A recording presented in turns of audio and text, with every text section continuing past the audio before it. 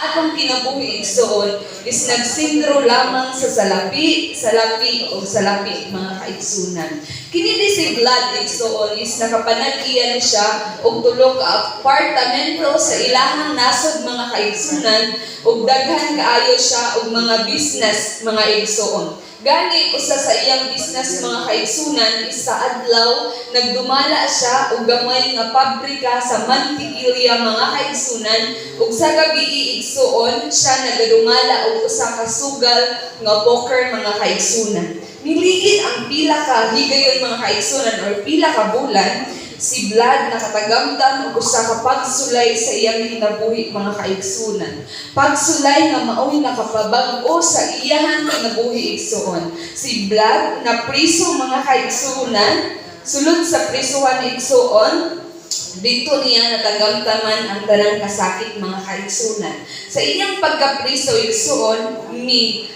tawag siya sa Dios mga kaigsunan sa unang nga higayon igsoon. Miingon siya mga kaigsunan nga Dios, kung ikaw tinuod, tabangi ako nga makagawas ni ini nga bilangguan mga kaigsunan. Muto iyang prayer mga igsoon. Apan, ni sumpay sa mga kaigsunan nga kung dili ka motabang kanako nga ako makagawas diri dili ko motuong nga ikaw ang Dios or ikaw ang Ginoo. So muto iyang prayer mga kaigsunan. Milabay ang usa ka bulan o 18 days mga kaigsunan. 18 days mga kaigsunan, si Vlad nakagawas sa bilangguan mga igsuon. So sa pagkagawas niya sa bilangguan mga kaigsunan, nalimot siya sa iyang usa ka prayer mga kaigsunan samtang dito pa siya sa sulod sa bilangguan igsuon. So muto siya ang nahitabo. And then mga kaigsunan, tungod kay nalimot man siya sa iyang prayer, siya mibalik sa pagpangita og salapi og bahandi niini nga kalibutan mga kaigsunan. So samtang si Vlad na paday sulod sa bilangguan igsuon, siya gibiyaan sa iyang asawa nga si Marina mga kaigsunan. So sa pagbiya sa iyang asawa mga igsuon, so wala na siya ilian dito sa ilaha. Si Vlad adunay tulo ka apartamento sa giingon ko pa kaganiha mga kaigsunan. Ug pagkagawas niya, nagsugod siya balik pagpangita ug sa lapi igsuon ug nakaplagan niya ang iyang ikaduha nga asawa mga kaigsunan. So dito mga igsuon, iyang nasayran ang iya di ay ikaduhang asawa mga kaigsunan ang usa ka-Adventista mga kaigsunan. So dito mga igsuon, sa laing nasa diba na may divorce, nag-divorce si Vlad o katong iyang unang asawa mga kaigsunan. That's why naminyo si Vlad sa iyang ikaduhang asawa igsuon nga usa ka-Adventista.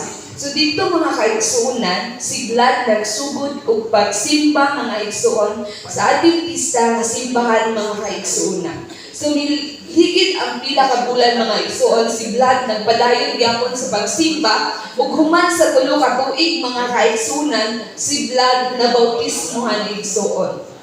Ug dito mga kaigsunan, pagka bautismohan ni Vlad, nahimo siyang usa ka global mission pioneer mga kaigsunan nga nagdusok sa buhat sa Ginoo igsuon. Apan dili lamang dito na human ang sugilanon ni Vlad mga igsuon. Usa ka adlaw ni Ana, mitawag ang iyang unang asawa nga si Marina mga kaigsunan kang Vlad ug niingon siya mga kaigsunan, ingon si Marina nga, pwede ba nga pangayuon ni Marina ang tanan nilang negosyo mga igsuon ug tanan nilang tulo ka apartamento mga kaigsunan.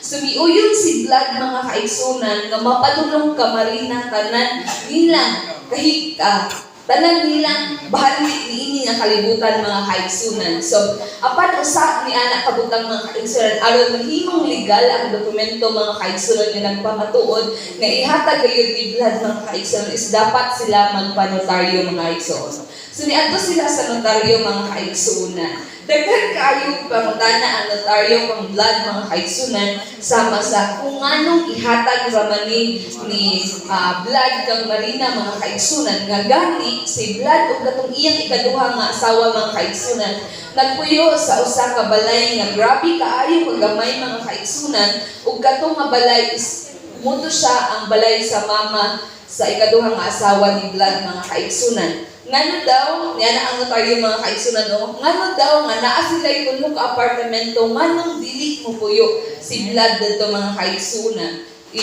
padayon pagpangutana ang notaryo mga kaigsunan nga gusto ba yun ihatag ni Vlad ang ilahang tanan nga katigayunan or tanan nila nga apartamento mga kaigsunan. Ingon si Vlad nga oo ihatag nako ang tanan kaniya. So dito mga kaigsunan sa mubok nga panagstorya nila mga igsoon na pirmahan gud ni Vlad o kato siya mga kaigsunan nagpamatuod nga gihatag gid niya tanan bahandi mga kaigsunan. So dito igsoon sa unang higayon nangayo og pasaylo si Vlad sa iyang unang asawa nga si Marina mga kaigsunan sa tanang kasakit nga iyang gihatag kaniadto sa diha nga sila nag-ipon pa mga igsoon. Nangayo siya pasaylo mga kaigsunan ug giingnan siya sa iyang asawa nga nabuang ka naman siguro. Apan wala gibali-bali ni Vlad mga kaigsunan ang istorya sa iyang unang asawa, nigawa siya sa opisina sa notaryo mga kaigsunan nga adunay kalipay igsoon tungod kay nakapangayo siya og pasaylo sa iyang unang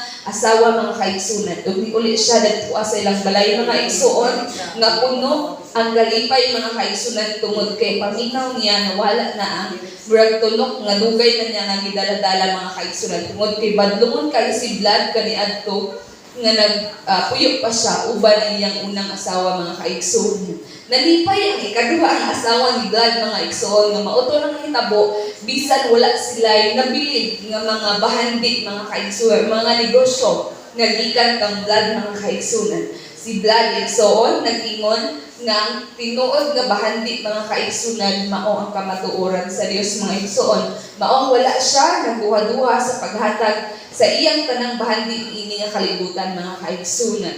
So karon si Vlad nagbadayon sa pagtabang sa pagtusot sa buhat sa Dios mga kaigsunan isip usa ka global mission pioneer mga igsoon. So dito rataman ang atong gasita mga kaigsunan nga nagpahinumdum kanato igsoon wala tay angay kabalakan ini nga kalibutan tungod kay ang tinuod nga bahandi mga kaigsunan ato nang natagamtaman. Maayong punta kanatong tanan, happy Sabbath and God bless us all. Amen.